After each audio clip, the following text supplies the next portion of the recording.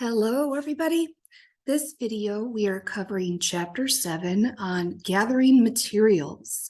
So this is especially important for your informative and persuasive speeches, since both of those speeches are going to require that you include resources, some type of citation, depends on the speech.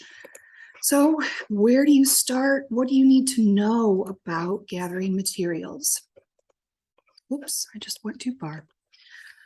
First off, as you're thinking about what type of speech you want to put together, utilizing your own personal experience, your own knowledge base is going to be very important. Finding something that you at least know a little bit about is probably your best bet. Drawing on that experience and that knowledge you already have, and then going on to research it to find out more information. Once you start looking for those resources, there's a variety of ways that you can go about doing so, specifically as it relates to our library, or any library for that matter. There's librarians who obviously you can talk to. They should have a lot of feedback, a lot of tips in terms of how to use the library resources. Excuse me. There are also catalogs, reference works, newspaper and periodical databases, and academic databases. So let's talk about a few of those in more depth. A catalog is just going to be a list of books, periodicals, or other resources that are owned by the library. And these are usually electronic now, so it's just a matter of going on the library's website and searching on a topic that you're trying to find information about, and it will tell you what's actually available within the library's actual assets. Reference work is work that synthesizes large amounts of related information. So here we're talking about encyclopedias, yearbooks, quotation books, or biographical aids. Large bodies of work on a specific topic. So you'll often find extensive information from a variety of different people, authors, within that one reference work. There are also newspaper and periodical databases. So you will have articles that are listed that come from magazines, journals, and newspapers. And it's usually very easy access to a very wide range of materials since it's all put together in that database. You can also reference academic databases. We have a lot of these with the school, LexisNexis, databases of that type. These are going to be articles that come from scholarly journals. And so it's going to be the best place to find scholarly research. So there's the benefit there that you know that what you find in a scholarly or an academic database is going to be credible, and you don't have to really worry about whether it hasn't been vetted. You won't necessarily need to check a whole lot to make sure that the resource is credible. You may, as you're going through the databases especially, find abstracts. These are summaries of magazines or journal articles, and they're just giving you an idea of what is included in an article or a magazine, or excuse me, I should say an article of any type.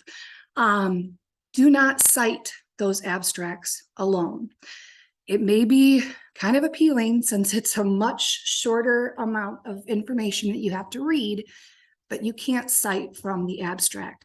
It's just there to help you find the correct article, something that you know you would probably be able to use, rather than having to read an entire article and then find out afterwards that it wasn't relevant. So you can use them to find what you need, but you need to cite the actual article. There are also specialized resources, a lot of government resources like USA.gov or the Census Bureau, things that are going to provide very targeted information that you could find data and statistics from, things like that, if that would help you in your speech. Wikipedia would also be considered a specialized resource. Wikipedia is becoming more accepted as a resource. However, I still encourage you to stay away from it because it is a peer edited site. So that does mean that it's not necessarily 100% accurate because people can get in there and troll, change things just to mess with others. So my recommendation with that is to actually use the list of cited sources in that Wikipedia article.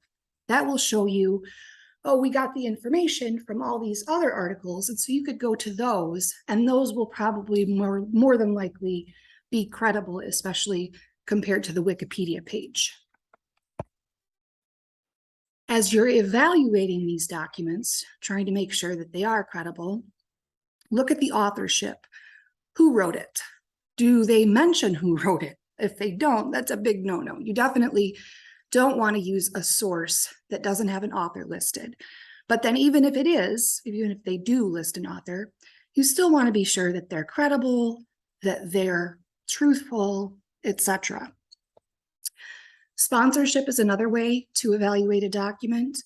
If there's an organization or a company that's sponsoring that article on their webpage or what have you, look at that company or organization and say, are they going to be unbiased enough on this topic to the point where I could use this information and I would feel good that it was accurate, that it didn't hold any bias? So, for example, you might not want to go to, let's say, AT&T's website, find an article about how AT&T is the best phone carrier in the world, because obviously they would have bias.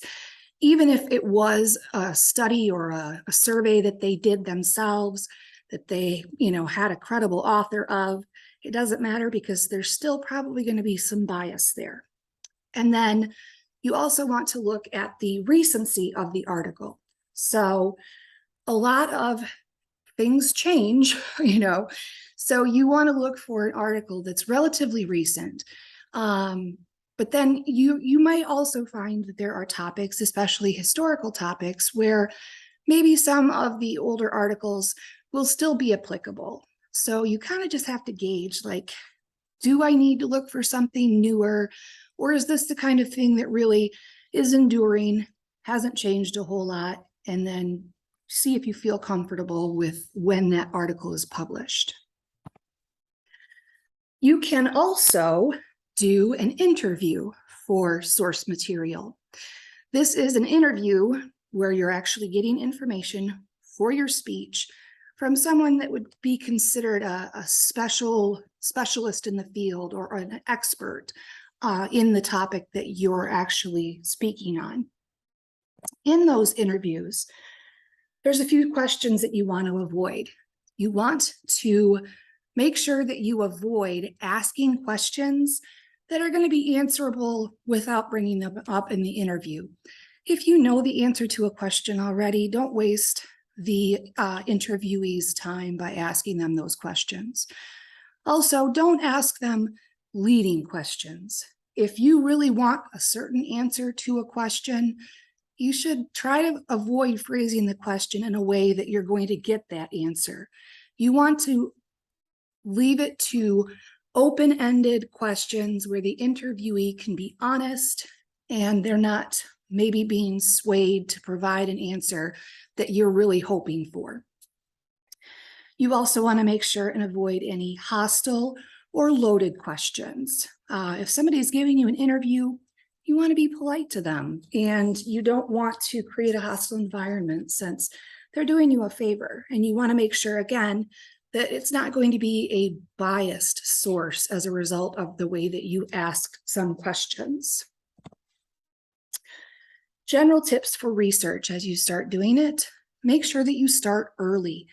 Don't wait until the very end. You don't want to pick a topic and then find out, 3 or 4 days before the speech that you can't actually find any information that really supports your speech, that actually relates to it. So start early. Think about the materials that you're going to have to use. What are you going to need to support the speech? How are you going to incorporate those? Are you going to have to do a slideshow, etc.? make a preliminary bibliography. I require bibliographies to be turned in as part of your outlines. I'm not looking for them to be accurate in terms of format.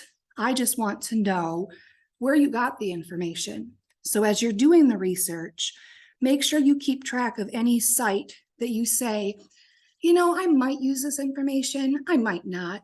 Just make note of it, because if you do end up wanting to use it and you can't find, you're like, oh my gosh, what site did I find that article on? You can't use it. You're going to need to provide the information on where you found it and when you actually turn your outline in. So it's just better to document anything you find in advance, just in case. And then take notes efficiently. As you're going through some of these articles, they might be very long. So kind of condensing your thoughts as you're reading is always a good strategy. And a lot of times you can use those notes as paraphrases or what have you in your speech. And so that will actually benefit you in the long run. A little bit more on note taking. Take plenty of them so that you remember what something is about. Make sure that you're taking notes in a consistent format so it's not confusing to you after the fact, because you might write notes and then 3 or 4 days later you completely forgot what that article was actually about. And if you're consistent in the way that you're taking notes, then it'll be a lot easier for you to remember, oh yeah, that's what that was that's what that one was about. Make separate entries. Don't just make a giant paragraph and shove a whole bunch of stuff in there from multiple sources. And then as you're taking notes, if there is a direct quotation that you actually want to use, make sure you make note of that, versus if you're using that person's information and you're paraphrasing it, you want to make sure that you're not suggesting that it's a direct quotation. So kind of put little notes in your notes about how you're actually using that information, whether it's a direct quote, a paraphrase, or if it's an idea of your own that you sort of get from reading through the source. So that is it on this particular chapter. And I thank you guys very much for following along, and have a great day.